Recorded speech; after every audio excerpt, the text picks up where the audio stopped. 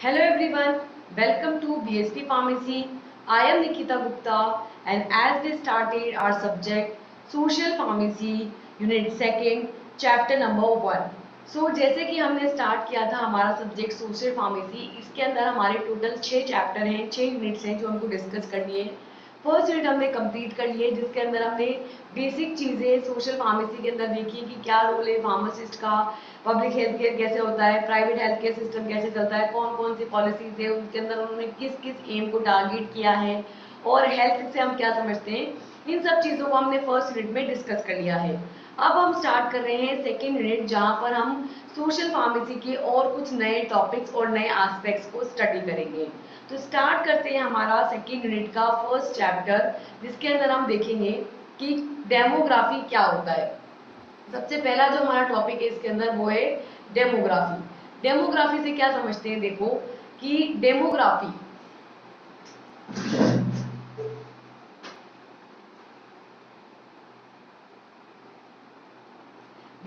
का मतलब क्या है कि लोग जो है किस तरीके से सरवाइव कर रहे हैं, किस तरीके से रहते हैं, उसको क्या बोला जाता है, उसकी डेमोग्राफी बोला जाता है। तो क्या बोल रहे हैं डेमोग्राफी के बारे में कि डेमोग्राफी इज ए सिस्टमेटिक और periodic study of population growth and the term demography is of Greek origin which is composed of two words, demos which means people and graphic which means describe, thus implying the description of people। क्या बोल रहे हैं demography के बारे में कि demography क्या है। डेमोग्राफी जो है वो पॉपुलेशन में जो ग्रोथ हो रहा है, पॉपुलेशन में जो भी चेंज हो रहा है, परिवर्तन हो रहा है, उसकी सिस्टमैटिक या पीरियोडिक स्टडी को क्या बोला जाता है, डेमोग्राफी बोला जाता है। ये जो डेमोग्राफी है ये एक ग्रीक ओरिजिन से आया है जो कि दो वर्ड से मिलकर बना है। एक तो है आपका डेमोस और एक है आपकी ग्राफी। डेमोस का मतलब होता है पीपुल और ग्राफी का मतलब होता है डिस्क्राइब, यानी कि लोगों के बारे में डिस्क्राइब करना, लोगों के बारे में बताना, लोगों के बारे में पता चलना क्या कहलाता है, डेमोग्राफी कहलाता है। जो कि किसको बताता है, इम्प्लाइंग करता है, जो कि किसके बारे में बताता है, लोगों के डिस्क्रिप्शन को बताता है, लोगों के बारे में जानकारी को बताता है, लोगों का डिस्क्रिप्शन देता है। तो इस तरीके से in the demographic studies we will discussed about the population size, growth, birth, death, composition and structure as well as geographical distribution of human population. It is also called rational quantitative study about the women, men and different age groups। ठीक है।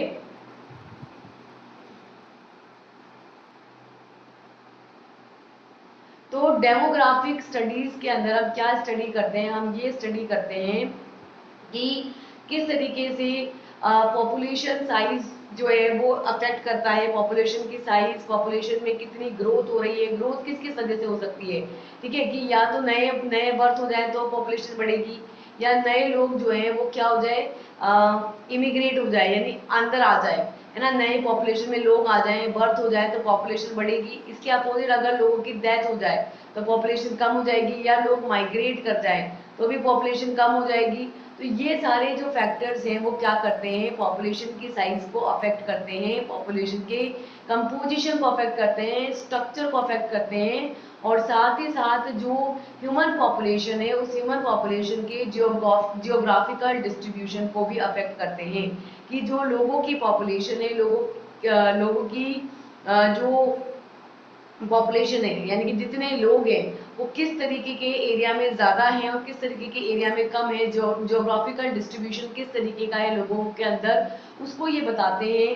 साथ ही ये बताते हैं कि किस तरीके से अलग अलग एज ग्रुप के अंदर लोग प्रेजेंट है, किस एज ग्रुप के कितने लोग हैं, मेल्स कितने हैं, मेन कितने हैं, वुमेन्स कितनी हैं। तो इनकी हम क्या करते हैं, क्वांटिटेटिव स्टडी करते हैं, रैशनल स्टडी करते हैं। तो इस तरीके से demography is a field that is a special importance to the sociology। In fact, the emergence of sociology and its successful establishment as an academic discipline owed a lot to demography। Demography वो field है जो कि sociology के अंदर, समाज के अंदर एक बहुत ही महत्वपूर्ण स्थान रखता है, एक स्पेशल इम्पोर्टेंस रखता है। इनफैक्ट सोशियोलॉजी का जो इमरजेंस हुआ है, सोशियोलॉजी कहाँ से आया है, सोशियोलॉजी जो है वो आया है, और ये सोशियोलॉजी यहाँ पे निकल कर के आया है, और ये क्या बताता है, ये बहुत सारी डेमोग्राफी के अंदर जो as an academic principle successful establishment के बारे में बताता है कि कैसे लोग जो है सक्सेसफुली स्टेबलाइज होते हैं, कैसे किस जगह पे लोग ज्यादा देखने को मिलते हैं, कहाँ पे मेंस ज्यादा है, कहाँ पे वुमेन्स ज्यादा है, कहाँ पे बच्चे ज्यादा है, कहाँ पे बूढ़े ज्यादा हैं। तो ये सारी जो चीजें हैं वो किस में स्टडी की जाती है, डेमोग्राफी में की जाती है। तो क्या कहना चाह रहे हैं कि डेमोग्राफी के अंदर हम पॉपुलेशन ग्रोथ को सिस्टमेटिकली या पीरियोडिकली स्टडी करते हैं। यहाँ पे डेमोग्राफी जो है वो ग्रीक से आया है, जो कि दो वर्ड से मिलकर बना है, डेमोज और ग्राफिक, जो कि लोगों के डिस्क्रिप्शन के बारे में बताता है। तो डेमोग्राफिक स्टडी के अंदर हम ये देखते हैं कि पॉपुलेशन की साइज कितनी है, कितना ग्रोथ उसके अंदर हो रहा है, कैसा उसका कंपोजिशन है, कैसा उसका स्ट्रक्चर है, कैसा वहाँ पे जोग्राफिकल डिस्ट्रीब्यूशन है, और ये मेन वुमेन और डिफरेंट एज ग्रुप्स के बीच में रैशनल या क्वांटिटेटिव स्टडी को बताता है। तो ये जो डेमोग्राफी है ये एक इम्पॉर्टेंट फील्ड है जो कि सोशियोलॉजी के अंदर अपना इम्पॉर्टेंट रोल प्ले करता है। इनफैक्ट ये कहाँ से आया है, सोशियोलॉजी से आया है, और ये एकेडमिक डिसिप्लिन के अंदर एक सक्सेसफुल एस्टेब्लिशमेंट करता है। ठीक है, तो इससे हमको पॉपुलेशन कहाँ पे ज्यादा बढ़ रही है, कहाँ पे कम हो रही है, ये सब पता चलता है, और यही इस बात को बताता है कि अगर जैसे कहीं पे बर्थ ज्यादा हो रही है यानी कि वहाँ का हेल्थ केयर सिस्टम अच्छा है, कहीं पे डेथ ज्यादा हो रही है यानी कि वहाँ का हेल्थ केयर सिस्टम खराब है, वहाँ पे हमको पॉलिसीज लगाने की जरूरत है, वहाँ पे हमको हेल्थ केयर सिस्टम प्रोवाइड करने की जरूरत है। तो ये जो सारा क्वांटिटेटिव डाटा हम कलेक्ट करेंगे, उसी बेसिस पर जो है आगे फर्दर डिसीजन लिए जाएंगे कि पॉलिसीज कौन से बनानी है, किस तरीके से उसको इम्प्लीमेंट करना है, ये सारी चीजें। नेक्स्ट है इम्पोर्टेंस ऑफ डेमोग्राफी। क्यों पढ़ रहे हैं हम डेमोग्राफी, क्या काम आती है। So due to involvement of demographic study we will control the population growth by adding any models. Second, by demography, we will define the health status of any population or community and provide the regular health services. Third, after demography study, we can fulfill the nutrition supplement, regular medicine, and also fulfill the population needs. Fourth, demographic studies also improve the education level of any nation or state by providing the usable or accessory study material and equipments. And fifth, the demography is a field that is in special importance to sociology. In fact, the emergence of sociology and its successful establishment as an academic discipline owed a lot to demography. क्या बोल रहे हैं demography के importance के अंदर कि demography कहाँ अपना इम्पोर्टेंट रोल प्ले करता है। तो सबसे पहले ये है कि डेमोग्राफी के इन्वॉल्वमेंट की वजह से, डेमोग्राफी के जो स्टडी हम करते हैं, डेमोग्राफिक स्टडी करते हैं, तो उसके इन्वॉल्वमेंट की वजह से हम ये पता कर सकते हैं कि कहाँ पे हमको पॉपुलेशन की ग्रोथ को कंट्रोल करने की जरूरत है, कहाँ पे हमें पॉपुलेशन की ग्रोथ को रोकने की जरूरत है, कंट्रोल करने की जरूरत है। उसमें कोई भी मोड्स को ऐड करके, किसी भी मोड के थ्रू, किसी भी तरीके के थ्रू पॉपुलेशन की ग्रोथ को कंट्रोल करने की जरूरत है। दूसरा है कि डेमोग्राफी के थ्रू हम क्या डिफाइन करते हैं, हम जो है किसी भी पॉपुलेशन की, किसी भी कम्युनिटी के हेल्थ स्टेटस को डिफाइन करते हैं और क्या देते हैं, रेगुलर हेल्थ सर्विसेज हम वहां पर प्रोवाइड करते हैं। ठीक है, तो डेमोग्राफिक स्टडी के थ्रू हम किसी भी पॉपुलेशन या कम्युनिटी के हेल्थ स्टेटस को डिफाइन करते हैं और रेगुलर हेल्थ सर्विसेज वहां पे प्रोवाइड की जाती है।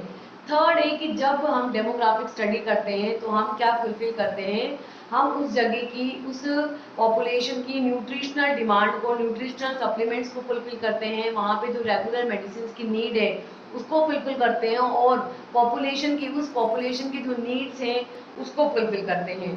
फोर्थ है कि डेमोग्राफिक स्टडीज जो हैं वो इम्प्रूव करती हैं किसको, किसी भी नेशन के, किसी भी स्टेट के एजुकेशनल लेवल को जो है वो इम्प्रूव करती है, बेहतर बनाती है, और वहाँ के जो स्टडी मटेरियल है, वहाँ के जो इक्विपमेंट है जिसको वो एक्सेस कर पाने में एबल है या एबल नहीं है, उन सभी को ये प्रोवाइड करती है। ठीक है, और लास्ट है डेमोग्राफी वो फील्ड है जो कि सोशियोलॉजी के अंदर अपना एक इम्पोर्टेंस रखता है। इनफैक्ट सोशियोलॉजी के इमरजेंस के अंदर और उसके सक्सेसफुल एस्टेब्लिशमेंट के अंदर as an academic discipline demography का काफी इंपॉर्टेंट रोल होता है। तो इस तरीके से डेमोग्राफी कहाँ का इंपॉर्टेंट है, पॉपुलेशन की ग्रोथ के कंट्रोल के अंदर, हेल्थ स्टेटस को पता करने में, न्यूट्रिशनल सप्लीमेंट्स को फुलफिल करने में, रेगुलर मेडिसिन की रिक्वायरमेंट को फुलफिल करने में, एजुकेशनल लेवल को इम्प्रूव करने में और डिफरेंट सोशोलॉजी फील्ड के स्टेब्लिशमेंट में इम्पोर्टेंस के अंदर ये अपना रोल प्ले करता है। ठीक है, नेक्स्ट है common sources and indicators of the demography. इस डेमोग्राफी के कॉमन सोर्सेज क्या क्या हैं और कॉमन इंडिकेटर्स कौन कौन से होते हैं। तो कॉमन इंडिकेटर्स के अंदर अपना फर्स्ट है बर्थ रेट, कि किस रेट से जो है बच्चे पैदा हो रहे हैं, उसको क्या बोलते हैं, बर्थ रेट। रेट मतलब कि एक गिवन टाइम पीरियड के अंदर पैदा होने वाले बच्चों की संख्या को क्या बोलेंगे, birth rate. So birth rate is a statistical or rational expression about the number of live birth in a given area during a given time per thousand population।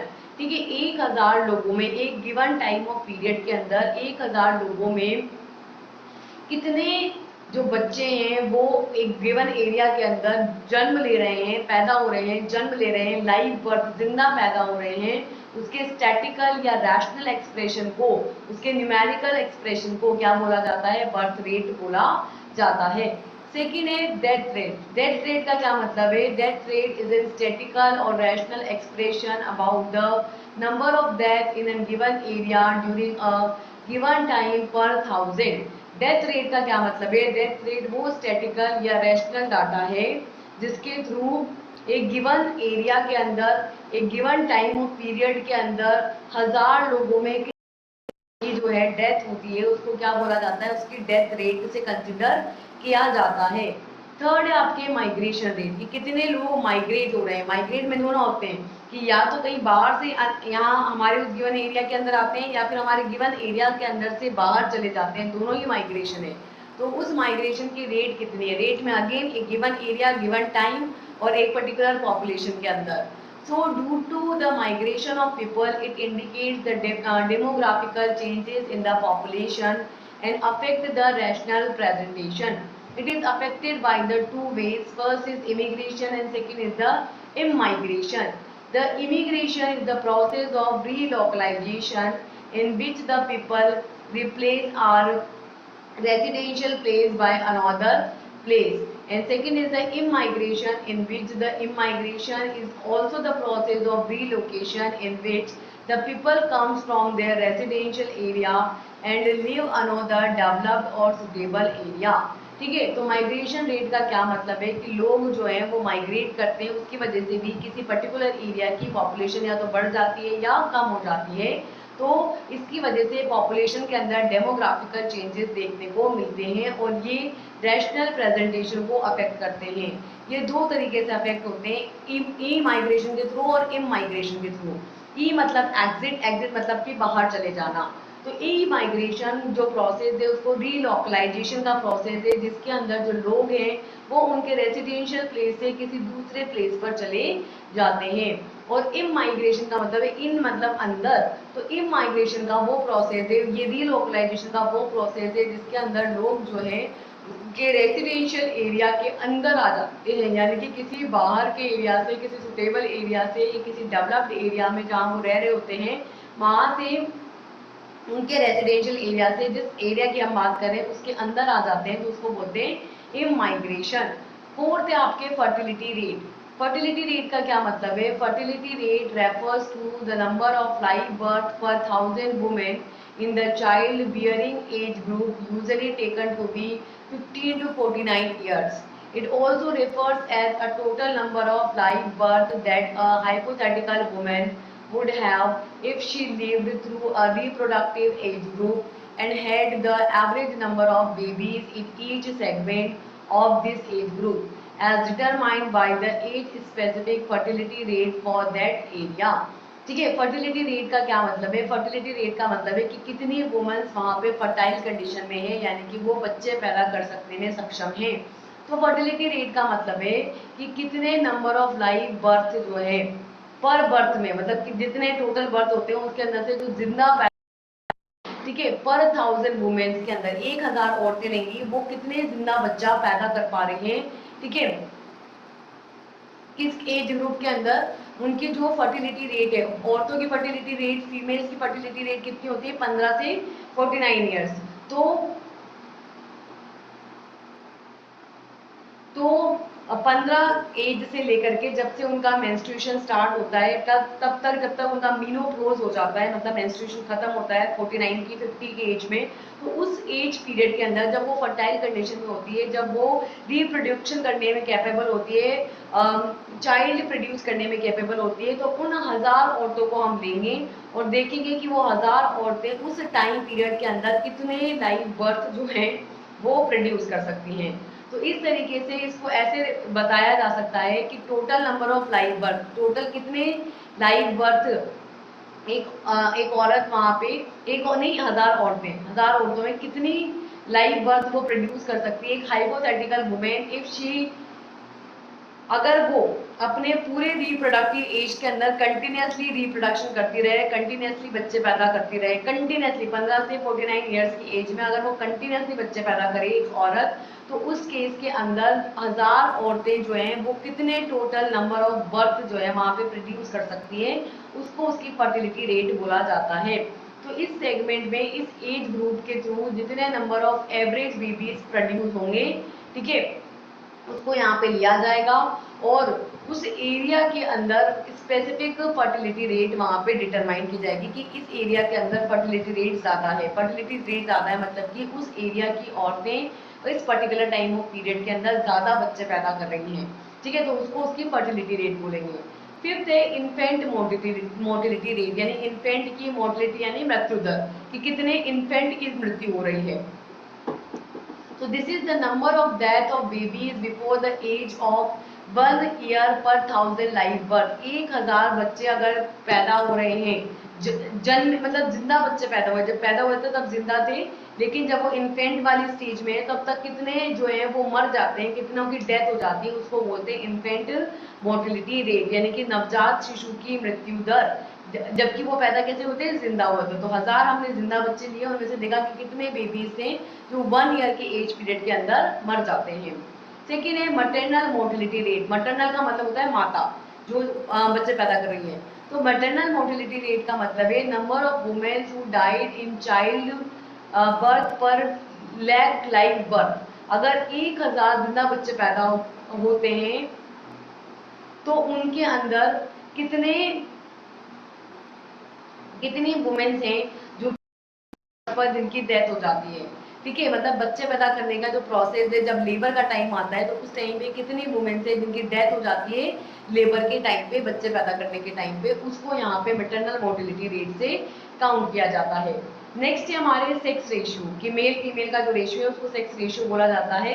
So sex ratio refers to a number of females per 1000 males in an given area at a specified time period. एक specific time period के अंदर एक given area के अंदर 1000 mails में females का number कितना है उसको क्या बोलते हैं, उसका सेक्स रेशियो बोलते हैं।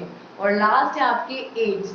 As is the structure of the population, refers to the proportion of persons in an different age groups relative to the total population.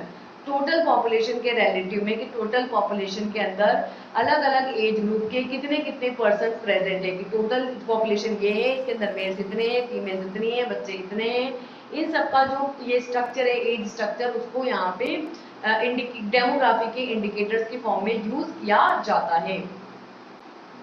Next है डेमोग्राफिक साइकिल्स। डेमोग्राफिक साइकिल्स को 5 स्टेजेस में बांटा गया है। First है आपकी हाई स्टेशनरी, सेकेंड है आपके अर्ली एक्सपांडिंग, थर्ड है आपके लेट एक्सपांडिंग, फोर्थ है आपके लो स्टेशनरी और फिफ्थ है आपके डिक्लाइनिंग। तो 5 स्टेजेस में डेमोग्राफिक साइकिल को बांटा गया है। सबसे पहले देखो हाई स्टेशनरी, इसके अंदर क्या होता है ये देख सकते हो, पॉपुलेशन ग्रोथ जो है वो यहाँ पे क्या हो रही है, धीरे धीरे इंक्रीज हो रही है। सबसे पहले थोड़े कम रेट से इंक्रीज हो रही है, जबकि ये जो है आपके डेथ रेट ये भी यहाँ पे लगभग बढ़ती घटती रह रही है। हाई स्टेशनरी है यानी कि यहाँ पे बर्थ रेट भी ज्यादा है और डेथ रेट भी ज्यादा है, ठीक है। तो पहला होता है हाई स्टेशनरी, ये फर्स्ट स्टेज है, and this stage is characterized by the high birth rate and high death rate and no change in the size of population. ठीक है। तो इस स्टेज के अंदर बर्थ रेट भी ज्यादा होती है, डेथ रेट भी ज्यादा होती है, और इस वजह से क्योंकि पैदा भी ज्यादा हो रहे हैं, मर भी ज्यादा रहे हैं, तो कांस्टेंट बना हुआ है, यानी कि पॉपुलेशन के अंदर कोई भी ज्यादा चेंज देखने को नहीं मिलता है। सेकेंड है early expanding which is in second stage, and this stage is characterized by the death rate being to decline and birth rate no change, initial increase in the population। ठीक है, ये होती है आपके सेकंड स्टेज, अर्ली एक्सपांडिंग इसको बोलते हैं। ये वो स्टेज है जिसको किससे कैरेक्टराइज किया जाता है कि इसके अंदर जो डेथ रेट होती है वो धीरे धीरे कम होने लगती है। डेथ रेट कम होगी तो ऑब्वियस सी बात है कि पॉपुलेशन जो है वो इंक्रीज होने लग जाएगी। यानी कि यहाँ पे बर्थ रेट के अंदर तो कोई चेंज नहीं है, जो पहले चली आ रही थी वही बर्थ रेट है यहाँ पे, लेकिन जो आपके देखो बर्थ रेट के अंदर तो कोई ज्यादा चेंज नहीं है, लेकिन जो आपकी डेथ रेट है वो धीरे धीरे यहाँ पे कम हो रही है, तो ओवरऑल पॉपुलेशन जो रहेगी वो क्या हो जाएगी, आपके पॉपुलेशन इंक्रीज हो जाएगी। ठीक है, तो यहाँ पे इंक्रीज इन पॉपुलेशन देखने को। थर्ड है आपके लेट एक्सपांडिंग, जो कि आपके थर्ड स्टेज है, and this stage is characterized by the birth rate begins to decline while the death rate is still decrease and continuous increase in the population. Third stage आपके आपके late expanding. Late expanding के अंदर क्या हो रहा है, इसके अंदर जो बर्थ रेट है वो धीरे धीरे, देखो अभी तक कांस्टेंट थी ना, अब बर्थ रेट हो गई है यहाँ पे कम, यानी कि कम बच्चे पैदा हो रहे हैं, जबकि डेथ रेट अभी भी वही बनी हुई है। तो बर्थ जब कम होगा तो पॉपुलेशन क्या होगी, कम हो जाएगी।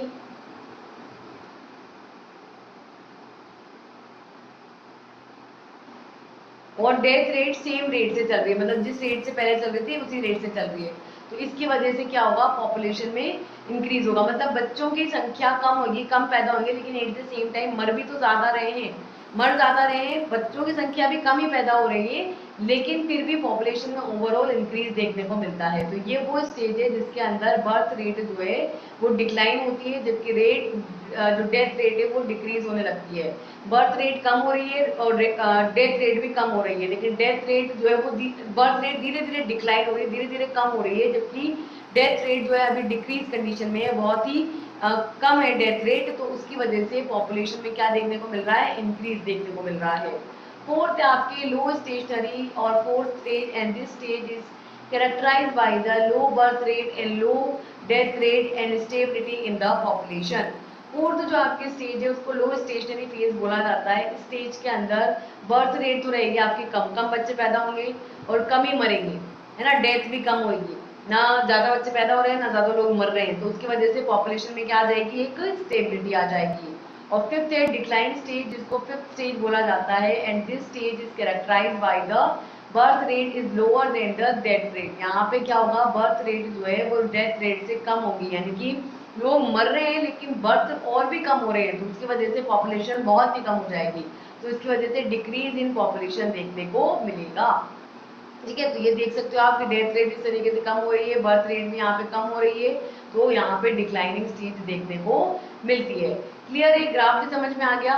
तो 5 डेमोग्राफ स्टेजेस में क्लासिफाई किया गया है डेमोग्राफिक साइकिल को, high stationary, early expanding, late expanding, low stationary और डिक्लाइनिंग। ठीक है, नेक्स्ट जो हमारा टॉपिक है ये हो गया डेमोग्राफी कंप्लीट। नेक्स्ट हमारा टॉपिक है फैमिली प्लानिंग, कि किस तरीके से फैमिली प्लानिंग की जाती है, यानी कि पॉपुलेशन को कंट्रोल किया जाता है।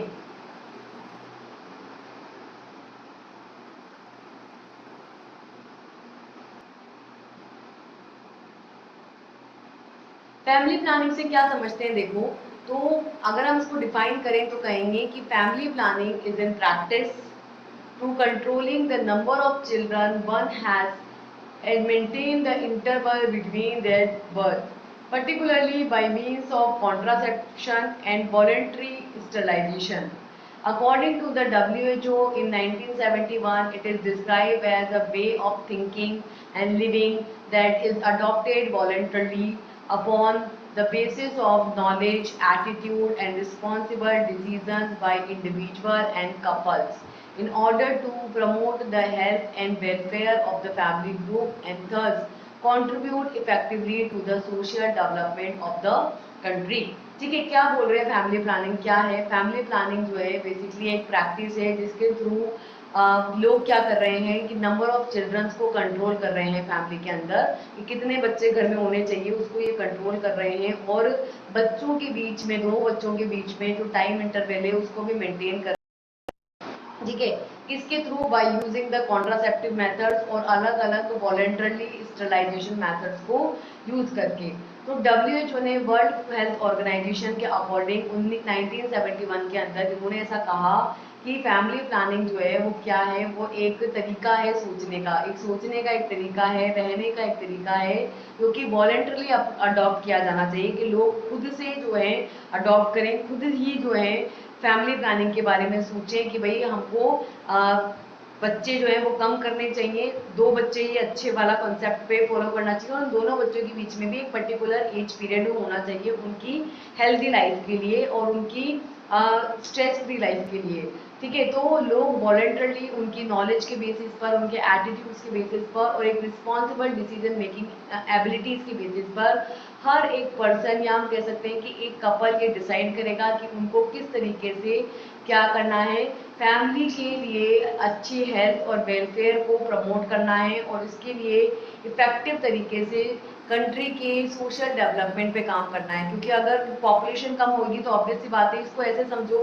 कि आपके पास दो रोटी है, अगर बच्चे चार हैं तो आधी आधी रोटी मिलेगी, और अगर बच्चे दो ही हैं तो उनको पूरी पूरी रोटी मिल पाएगी, है ना। तो ये एक फायदा है कि मतलब अगर बच्चों को एक अच्छी लाइफस्टाइल देनी है, एक अच्छा रहन सहन का स्तर देना है, तो उसके लिए पॉपुलेशन को कंट्रोल करना जो है काफी ज्यादा जरूरी है। तो इसके लिए WHO ने ऐसा कहा कि लोग ये सोचे, लोग इस तरीके से काम करें, खुद वॉलेंटरली अपनी नॉलेज के बेसिस पर अपनी रिस्पॉन्सिबिलिटी लें कि उनको क्या करना चाहिए, फैमिली को अच्छी लाइफस्टाइल देने के लिए पॉपुलेशन को कंट्रोल करने की जरूरत है, और बच्चों के बीच में गैप लेना जरूरी है। ऐसा नहीं कि पहले साल में एक बच्चा और फिर अगले साल में एक और बच्चा, वैसे नहीं होना चाहिए, ठीक है। तो क्या है aim of family planning, family planning का क्या एम है, क्यों फैमिली प्लानिंग की जा रही है? First, to control the population, population को कंट्रोल करने के लिए।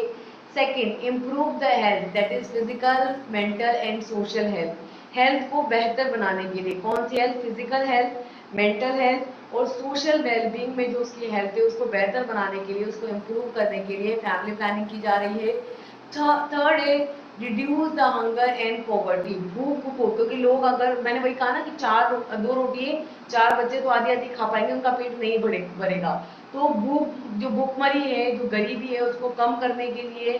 Fourth, reduce the maternal mortality, बहुत ऑब्वियस सी बात है, माँ है, ठीक है, उसको पूरा पोषण नहीं मिल रहा है और फिर वो बच्चे पैदा किए जा रही है, तो बच्चे जब पैदा हो रहे हैं, वो बर्थ दे रही है, तो वो उनकी, उसकी बॉडी में से ही तो न्यूट्रिशन कंज्यूम कर रहे हैं, उसके पास उतना न्यूट्रिशन ही नहीं है कि वो खुद को सर्वाइव कर सके, वो एक चाइल्ड को वो न्यूट्रिशन दे रही है। तो बच्चों की भी डेथ होने के चांसेस वहाँ काफी ज्यादा है, डेथ होने के चांसेस वहाँ पे बहुत ज्यादा है। तो फैमिली प्लानिंग करके हम मैटरनल मोर्टिलिटी रेट को भी रिड्यूस कर सकते हैं, इन्फेंट मोर्टिलिटी रेट को भी रिड्यूस कर सकते हैं, और मोबिलिटी को भी रिड्यूस कर सकते हैं, ठीक है। यानी कि जो बच्चे पैदा होंगे वो भी स्वस्थ पैदा होंगे अगर कम होंगे तो। नेक्स्ट है improve the reproductive health, reproductive health को भी बेहतर बना सकते हैं, एसटीडीज को यानी कि सेक्सुअल ट्रांसमिटेड डिजीजेस को कम किया जा सकता है, एजुकेशनल लेवल को बेहतर बनाया जा सकता है, इम्प्रूव किया जा सकता है, रिड्यूस द एमटीपीज, ठीक है। जो एमटीपीज होते हैं मतलब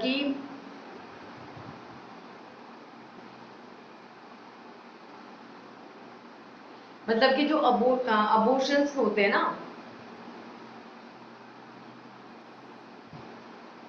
एमटीपीज बताती हूँ मैं आपको, रुको, मतलब मेरे को अभी वर्ड याद नहीं आ रहा है, इसको मुझे याद है और अभी मुझे शब्द याद नहीं आ रहा है। एमटीपीज मतलब जिसमें क्या होता है कि बिफोर कंप्लीट प्रेगनेंसी जो है लेबर करा दिया जाता है,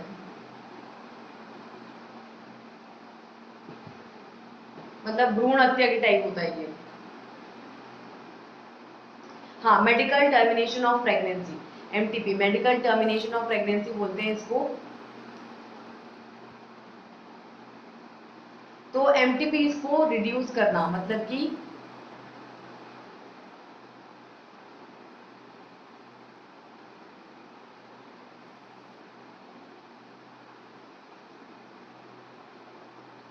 यानी कि मैटरनल मोर्टिलिटी रेट को बेहतर बनाना, एमटीपीज को कम करना, यानी कि जो अबॉर्शंस होते हैं उनको रिड्यूस करना and provide all government services and resources. और कम पॉपुलेशन होगी तो इजीली आसानी से आपको गवर्नमेंट सर्विसेज और गवर्नमेंट रिसोर्सेज का फायदा उठा सकते हो आप। ये आपको पता भी होगा डिफरेंट पॉलिसीज हैं कि दो बच्चे अगर तीसरा बच्चा है तो फिर आप डिफरेंट गवर्नमेंट पॉलिसीज को फायदा नहीं उठा सकते, दो लड़कियां हैं तो आपको डिफरेंट गवर्नमेंट पॉलिसीज का फायदा उठा सकते हो। तो बेसिकली फैमिली प्लानिंग क्यों की गई है? पॉपुलेशन को कंट्रोल करने के लिए, हेल्थ को बेहतर बनाने के लिए, भूखमरी को खत्म करने के लिए, गरीबी को खत्म करने के लिए, मैटरनिटी जो मदर है उसकी हेल्थ, माताओं को बचाने के लिए, बच्चों को बचाने के लिए, बच्चों के स्वास्थ्य को अच्छा करने के लिए, रिप्रोडक्टिव हेल्थ को अच्छा करने के लिए, सेक्सुअल ट्रांसमिटेड डिजीज को कम करने के लिए, एजुकेशनल लेवल को बेहतर बनाने के लिए, एमटीपीज को कम करने के लिए, यानी कि जो अबॉर्शन के चांसेस है उसको कम करने के लिए, और सरकारी सुविधाओं का पूर्ण रूप से उपभोग कर सके, उसके लिए क्या किया जा रहा है? फैमिली प्लानिंग जो योजना है वो चलाई जा रही है। ठीक है, नेक्स्ट है मेथड्स ऑफ फैमिली प्लानिंग। किस तरीके से की जाती है फैमिली प्लानिंग? तो अलग अलग मेथड्स हैं, जैसे कि natural or traditional method, in which the natural method work on the principle of avoiding the chances of the ovum and sperm meeting. It is follows many ways. That is, first is the periodic abstinence. That this is the one way method in which a couple avoids or abstain from coitus from the day 10 to 17 of menstruation cycle when ovulation could be expected. Age chances of fertilization are very high during this period. This is called the fertile period. ठीक है, natural और traditional methods को के अंदर क्या आते हैं? Natural methods जो होते हैं वो इस प्रिंसिपल पे बेस्ड होते हैं कि यहाँ पे क्या किया जाता है, स्पर्म को ओवा से मीट ही नहीं करने देते। जब स्पर्म ओवा से मिलेगा ही नहीं तो फिर वहां पे फर्टिलाइजेशन होगा कैसे? तो नेचुरल मेथड इस प्रिंसिपल पे बेस्ड है कि ये स्पर्म और ओवा के जो मीटिंग चांसेस है उसको क्या करते हैं? अवॉइड करते हैं। इसके लिए तीन मेथड्स आप यूज कर सकते हैं। फर्स्ट है पीरियोडिक एब्सिसेंस। पीरियोडिक एब्सिसेंस वो मेथड होता है जिसके अंदर जो कपल होते हैं वो मेंस्ट्रुएशन साइकिल के 10वें दिन से 17वें दिन के बीच में जो है वो कोइटस को जो है अवॉइड करते हैं। कपल जो है कोइटस को अवॉइड करते हैं, एब्सटेंट को अवॉइड करते हैं, क्योंकि इस टाइम पे ओव्यूलेशन होने के चांसेस काफी ज्यादा होते हैं, तो उसको ये अवॉइड करते हैं। और क्योंकि यहाँ पे फर्टिलाइजेशन के चांसेस इस पीरियड में बहुत ही ज्यादा होते हैं, इसलिए इसको क्या बोला जाता है? फर्टाइल पीरियड बोला जाता है। ठीक है, सेकेंड है आपके विड्रॉल और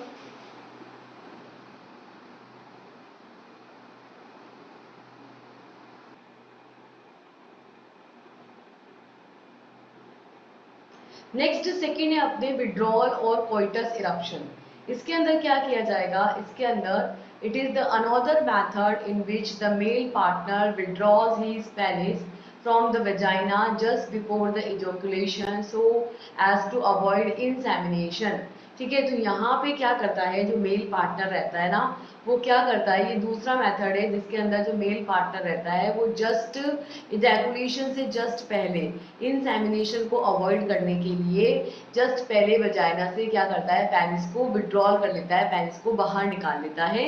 तो इसके लिए इसको क्या बोलते हैं? विड्रॉल या कोइटस इरप्शन इसको बोला जाता है। यानी कि यहाँ पे कोइटस नहीं होने दिया जाता है, उसको इरप्ट कर दिया जाता है और जो पेनिस है उसको विड्रॉल कर लिया जाता है, जिसकी वजह से इजैकुलेशन जब होता है तो वहां पे इंसेमिनेट नहीं हो पाता और इसकी वजह से फर्टिलाइजेशन नहीं हो पाता। थर्ड है lactational amenorrhoea. So during the lactational period following parturition ovulation are absent and completely absence of menstruation only up to a maximum period of 6 months following parturition। Lactational amenorrhoea का मतलब ये है कि जब मदर फीड करा रही होती है ना तो उस टाइम पे भी कंसीव करने के चांसेस बहुत ही ज्यादा कम होते हैं। तो ड्यूरिंग द लैक्टेशनल पीरियड के टाइम पे जो है ओव्यूलेशन जो है वो वहाँ पे जो है एब्सेंस रहता है, ओव्यूलेशन ही नहीं हो पाता। जब ओव्यूलेशन ही नहीं है तो ओवा ही नहीं है, ओवा ही है तो किसके साथ जाके स्पर्म जुड़ेगा और फर्टिलाइजेशन होगा। तो वहाँ पे कंप्लीटली एब्सेंस होता है मेंस्ट्रुएशन का।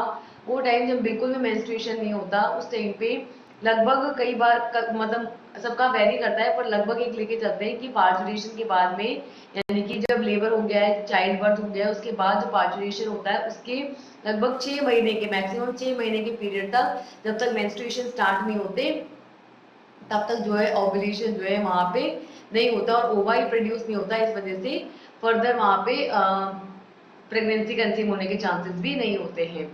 सेकेंड है फिजिकल और barriers method. In barrier method ovum and sperm are prevented from the physically meeting with the help of the barriers and it is available for both males and females. For males, male condoms are the barrier which is made up of thin rubber or latex sheet that are used to cover the penis in the male and just before the coitus so that the ejaculation semen would not enter the female reproductive tract. It is also prevented the STDs. And for males, female condoms are also the barrier method which is made of again thin rubber or latex sheet that are used to cover the vagina and cervix in the female. They prevent the conception by blocking the entry of sperms in the female. So for these diaphragms, cervical caps and balls are also a barrier which is made up of rubber that are inserted into the female reproductive tract to cover the cervix during the coitus. ठीक है, तो क्या बोल रहे हैं physical barrier के अंदर, physical barrier क्या करते हैं, एक बैरियर बना देते हैं किसके बीच में, जो इनसेमिनेट फ्लूइड है उसके और ओवा के बीच में। तो ये एक बैरियर मेथड है जिसके थ्रू ओवा और स्पर्म को एक दूसरे से मीट ही नहीं होने दिया जा सकता, दोनों को फिजिकली जो है बैरियर के थ्रू सेपरेट किया जाता है। ये दोनों के लिए अवेलेबल होते हैं, मेल के लिए भी और फीमेल के लिए भी। मेल के लिए मेल कॉन्डम्स आते हैं जो कि थिन रबर के या लेटेक्स शीट के बने हुए बैरियर रहते हैं जिसको यूज किया जाता है पेनिस पार्ट को कवर करने के लिए मेल्स के अंदर। तो इसकी वजह से कोइटस से जस्ट पहले जब इजैकुलेशन होना रहता है तब उस टाइम पे इसको कवर कर लिया जाता है जिससे कि जो सीमन है वो कहाँ नहीं जा पाता, फीमेल रिप्रोडक्टिव ट्रैक्ट के अंदर नहीं जा पाता। इससे सिर्फ आपके फैमिली प्लानिंग ही नहीं होती, यानी कि यहाँ पे फर्टिलाइजेशन होने के चांसेस नहीं होते और साथ ही साथ एसटीडीज होने के भी चांसेस यहाँ पे प्रिवेंट होते हैं, सेक्सुअली ट्रांसमिटेड डिजीज होने के चांसेस भी यहाँ पे प्रिवेंट होते हैं। लेकिन फीमेल की बात करें तो फीमेल के लिए जो फीमेल कॉन्डम्स होते हैं वो एज एन बैरियर मेथड यहाँ पे काम करते हैं, जो कि थिन रबर के या लेटेक्स शीट के बने हुए रहते हैं, जो कि किसको कवर करते हैं, वेजाइना पार्ट को कवर करते हैं और फीमेल के अंदर सर्विक्स पार्ट को कवर करते हैं। तो ये क्या करते हैं, फीमेल के अंदर स्पर्म्स की एंट्री को ब्लॉक करके कंसेप्शन को क्या करते हैं, प्रिवेंट करते हैं। इसके लिए डायफ्राम, सर्वाइकल कैप्स, बॉल्स आदि को एज एन बैरियर यूज किया जाता है जो कि रबर के बने हुए होते हैं और ये फीमेल रिप्रोडक्टिव ट्रैक्ट के अंदर इंसर्ट किया जाता है किसके लिए, ड्यूरिंग द कोइटस सर्विक्स को कवर करके रिप्रोडक्शन होने से रोकने के लिए यूज किए जाते हैं। क्या, डायफ्राम, सर्वाइकल कैप्स और बॉल्स जो कि किसके बने, आपके रबर के। थर्ड मेथड है केमिकल और hormonal method. This chemical or hormonal substance also overcome the conception and work as a contraceptive. The oral contraceptive, in the oral contraceptive tablets and pills are used which contain either progesterone or progesterone estrogen combination. Pills have to taken daily for the period of 21 days starting preferably within the first 5 days of menstruation. For this, Saheli's new oral contraceptive for the female contains an non-steroidal preparation. It is once a week pill for the very few side effects in high contraceptive valve. ठीक है, chemical method या hormonal method की बात करें तो ये वो substance होते हैं, ये वो केमिकल सब्सटेंस होते हैं या हार्मोनल सब्सटेंस होते हैं जो कि क्या करते हैं, कंसेप्शन को ओवरकम करते हैं, ठीक है, और कॉन्ट्रासेप्टिव की तरह काम करते हैं। ये जो ओरल कॉन्ट्रासेप्टिव होते हैं इसके अंदर ओरल कॉन्ट्रासेप्टिव की फॉर्म में टैबलेट या पिल्स जो है वो यूज की जाती है जिसके अंदर या तो प्रोजेस्टेरोन होता है या प्रोजेस्टेरोन एस्ट्रोजन का कॉम्बिनेशन होता है। ये जो पिल्स होती है ना इनको 21 डेज तक डेली लिया जाता है और सिर्फ जो मेंस्ट्रुएशन के फर्स्ट 5 डेज है तब नहीं लेते, उसके जैसे फिर 6 डेज से लेकर के रिमेनिंग जो मंथ रहेगा उसके अंदर कंटिन्यूसली इसको लिया जाएगा। ठीक है, इसके लिए यूज की जाती है जो केमिकल वो है सहेली, जो एक ओरल कॉन्ट्रासेप्टिव है। फीमेल्स इसको लेती हैं जिसके अंदर नॉन स्टेरॉइडल प्रिपरेशन होती है और इसको वीक के अंदर एक बार लेते हैं। सहेली को वीक में, सप्ताह में एक बार लेना रहता है और इसके कुछ ही साइड इफेक्ट्स है और ये बहुत ही ज्यादा हाई कॉन्ट्रासेप्टिव वैल्यू इसकी होती है। फोर्थ होते हैं आईयूडीज। आईयूडीज का मतलब होता है इंट्रा यूटेराइन डिवाइसेज। क्या होते हैं ये?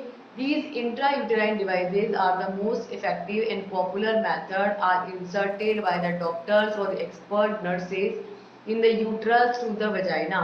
Many types of IUDs are used, such as non-medicated IUDs, copper-released IUDs, hormone-released IUDs, implants and injections.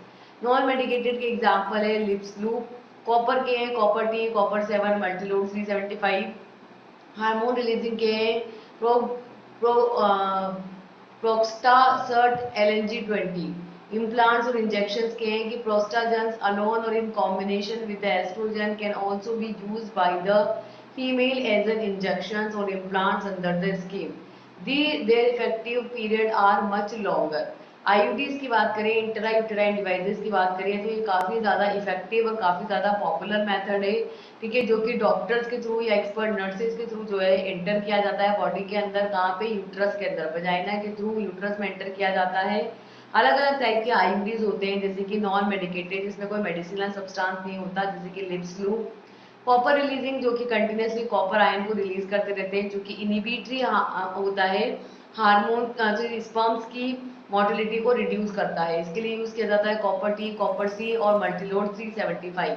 ऐसे हार्मोन रिलीजिंग जो है हार्मोन्स को रिलीज करता है, जैसे कि प्रोगेस्टेरोल और LNG 20। फिर है इम्प्लांट्स और इंजेक्शन। इम्प्लांट्स जिनको अंदर बॉडी के अंदर यूट्रस के अंदर इम्प्लांट किया जाता है, या इंजेक्शन के थ्रू जो है वहां पे लगाया जाता है, जो कि क्या करता है, बैरियर का काम करता है, जिसके थ्रू स्पर्म्स जो है वो वहां तक नहीं पहुंच पाते। तो यहाँ पे या तो प्रोजेस्टेरोन को अकेले या कॉम्बिनेशन में एस्ट्रोजन के साथ यूज किया जाता है फीमेल के अंदर इंजेक्शंस या इम्प्लांट्स, स्किन के अंदर इम्प्लांट्स में लगाने के लिए। ये इफेक्टिव पीरियड है, लॉन्ग टर्म के लिए ये इफेक्टिव पीरियड में रहते हैं, ठीक है। लास्ट जो अपने फिफ्थ है वो है सर्जिकल मेथड, जिसके अंदर सर्जरी के थ्रू ही कट कर दिया जाता है, ठीक है, फेलोपियन ट्यूब को कट कर देते हैं फीमेल्स के अंदर, और मेल्स के अंदर जो रहता है वासा डिफरेंस को कट कर दिया जाता है। तो क्या बोल रहे हैं सर्जिकल मेथड के अंदर कि surgical method is performed in both the males and females. The surgical method is also called sterilization method which blocks the gamete transport and thus prevent conception. It has two types. First is the tubectomy and second is the vasectomy. In tubectomy, a small part of fallopian tube is removed and tied up through a small incision in the abdomen or through the vagina. In the vasectomy, a small part of vasa deferens is removed and tied up through a small incision of the scrotum. Scrotum आएगा या सी भी आएगा, scrotum, ठीक है। तो surgical method के अंदर क्या आता है, सर्जरी के थ्रू यहाँ पे डील किया जाता है। तो सर्जिकल मेथड जो है वो दोनों में, मेल्स और फीमेल्स दोनों के अंदर परफॉर्म किया जाता है। सर्जिकल मेथड को स्टरलाइजेशन मेथड भी बोला जाता है, क्योंकि ये क्या करता है, गैमेट्स के ट्रांसपोर्टेशन को ब्लॉक कर देता है और इस वजह से यहाँ पे कंसेप्शन नहीं हो पाता। ये जो है मेजरली दो टाइप का होता है, ट्यूबेक्टोमी और वेसेक्टोमी। ट्यूबेक्टोमी के अंदर क्या होता है, एक छोटा सा फेलोपियन ट्यूब का हिस्सा लेते हैं, उसको निकालते हैं, उसको कट करके दोनों तरफ से बांध देते हैं। तो वजाइना के थ्रू या एब्डोमेन के थ्रू इंसिजन लगा करके, कट लगा करके फेलोपियन ट्यूब को निकालते हैं, उसको काटते हैं और उसको टाई अप कर देते हैं ट्यूबेक्टोमी के अंदर। जबकि वेसेक्टोमी के अंदर जो है वासा डिफरेंस की पार्ट को निकालते हैं और स्क्रोटम के थ्रू इंसिजन, थोड़ा सा इंसिजन लगाते हुए, कट लगाते हुए उसको कट करते हैं और फिर उसको बांध देते हैं, रिमूव करके टाई अप कर देते हैं, तो आपके वेसेक्टोमी हो जाती है, ठीक है। तो ये सारे फैमिली प्लानिंग के लिए अलग अलग तरीके ये सारे यूज किए जाते हैं, सारे मेथड्स यूज किए जाते हैं। गवर्नमेंट ने क्या कर रखा है के लिए, तो नेक्स्ट देखो, family planning program which is governed by the government of India. तो क्या बोल रहे हैं कि India was the amongst first countries in the world to initiate the action plans and programs at the national level to attain the total reproductive health as a social goal. These programs are called as in family planning, which was initiated in 1951, were periodically assessed over a past decade. With the help of audiovisual and print media, government and non-governmental agencies have taken various steps to create the awareness among the people about the reproductive related aspects. Introduction of sex education in schools, teachers and friends should be encouraged to provide the right information to the young so as to encourage children from believing in myth and having misconception about the sex related hormone. ठीक है, female planning की बात करें, female planning programmes की बात करें, तो India जो है वो फर्स्ट कंट्री है वर्ल्ड के अंदर, दुनिया का पहला वो कंट्री कंट्री है जिसने नेशनल लेवल पर रिप्रोडक्टिव हेल्थ को अटेंड करने के लिए एज एन सोशल गोल अपनाया है। डिफरेंट प्लान्स बनाए हैं, प्रोग्राम्स बनाए हैं, डिफरेंट इनिशिएटिव लिया है, किसके लिए? रिप्रोडक्टिव हेल्थ को बेटर बनाने के लिए, रिप्रोडक्टिव हेल्थ को as an social goal achieve करने के लिए। इन प्रोग्राम्स को फैमिली प्रोग्राम्स बोला जाता है, जो कि 1951 से इनिशिएट किए गए हैं। और इसको पिछले हर 10 साल के अंदर क्या किया जाता है? पीरियडिकली हर 10 साल के अंदर ऐसे ही किया जाता है, मतलब इसको चेक किया जाता है कि भाई कितना असर इसका देखने को मिल रहा है। ठीक है, तो इसके थ्रू यहाँ पे ऑडियो विजुअल के थ्रू आवाज आती है और दिखाई भी देता है, यानी कि जो टीवी में दिखाते हैं उसके थ्रू, प्रिंट मीडिया यानी कि न्यूज़पेपर्स हो गए, पैम्पलेट्स हो गए, उसके थ्रू गवर्नमेंट ने और नॉन गवर्नमेंट एजेंसी जो है वो अलग अलग स्टेप ले रही है लोगों के बीच में अवेयरनेस क्रिएट करने के लिए। किसके रिलेटेड? रिप्रोडक्शन रिलेटेड एस्पेक्ट्स में अवेयरनेस के लिए एक्शंस ले रही हैं। और ये स्कूल्स के अंदर जो है सेक्स एजुकेशन को इंट्रोड्यूस किया जा रहा है, टीचर्स सेक्स एजुकेशन के बीच में बता रहे हैं और बच्चों को, फ्रेंड्स को इंकरेज किया जा रहा है कि उनको, जो नई यंग यूथ है उनको एक राइट इन्फॉर्मेशन, सही जानकारी मिले, जिससे कि वो इंकरेज करें किसके तो इनकरेज नहीं, डिस्करेज करें। जो भी मिथ चल रहे हैं, गलत धारणाएं चल रही हैं, मिसकंसेप्शन हैं सेक्स रिलेटेड एस्पेक्ट्स को लेकर के, उसको डिस्करेज करें और क्या करें? इनकरेज करें कि उनको राइट इन्फॉर्मेशन मिले। किसको? यंग यूथ को। किसके बारे में? रिप्रोडक्टिव हेल्थ के बारे में। फिर लास्ट में है serve program which is govern by the government are first reproduction and child health care, second international conference on population and development, third national health mission, national population policy, fifth national health policy, sixth millennium development goals and seventh is sustainable development goals। ये 7 programmes है जो कि government ने population की increase को रोकने के लिए बनाए हैं। तो इसके लिए reproduction and child health care program ICPD यानी international conference on population and development beyond 2014 के अंदर हुई है। और 2017 के अंदर जो नेशनल हेल्थ पॉलिसी है उसके अंदर भी टुवर्ड्स अ हेल्थी टुमारो के थीम के ऊपर जो बेस्ड है वो भी क्या करती है? पॉपुलेशन की ग्रोथ को रोकने के लिए काम करती है। तो इसके साथ ये हमारा फर्स्ट पार्ट सेकेंड यूनिट का कंप्लीट होता है। इसके अंदर हमने 2 टॉपिक्स को डिस्कस किया है, एक तो डेमोग्राफिक को और एक फैमिली प्लानिंग को। ठीक है, तो इसके साथ ये लेक्चर तो हमारा होता है कंप्लीट। अब हम मिलेंगे नेक्स्ट लेक्चर के अंदर जहाँ कुछ और एस्पेक्ट्स को हम यहाँ पे डिस्कस करेंगे। तो मिलते हैं नेक्स्ट लेक्चर में। ठीक है, जहाँ पे इसी सेकेंड यूनिट का अलग कोई नहीं, मतलब सेकेंड यूनिट कंप्लीट नहीं है, सेकेंड यूनिट के डिफरेंट आपको टॉपिक्स वहाँ पे डिस्कस करते रहेंगे। तो मिलते हैं नेक्स्ट लेक्चर के साथ। Till then, thank you and all the best. Bye bye.